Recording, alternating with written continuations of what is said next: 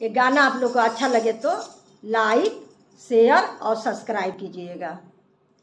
अरे चौबे के पतोहिया के तू का जनलू ए पंडिताइन, का तू जनलू ए पंडिताइन, आइल 4 दिन के कनिया बिया बुझात नहीं के,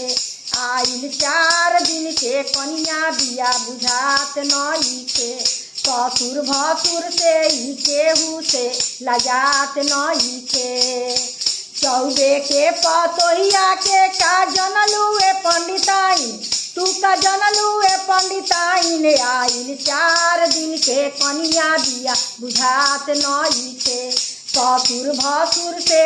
केहू से लजात नहीं के। धुरिया उरावतिया पावडर क्रीम के, धुरिया उरावतिया पावडर क्रीम के, लाली लगावे रोज किसिम किसिम के,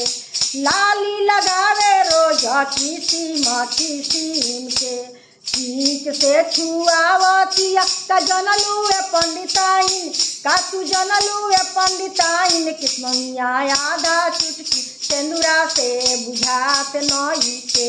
मनिया आधा चुटकी सेंदूरा से बुझात नहीं के। केहुए के सोजा मंगिया चले ले उघार के, केहुए के सोझा मंगिया चले ले उघार के, आ नाम धई बोलावतिया आपा ना मरद के, नाम धई बोलावतिया आपा ना मरद के, ऐसन कट कटवले बिया का जनलू ए पंडिताइन, का तू जनलू ए पंडिताइन, के सिया जूरा चोटी बनले बनात नहीं के, के सिया जूरा चोटी बनले बनात नहीं के। चौबे के पतोहिया के का जनलू ए पंडिताइन,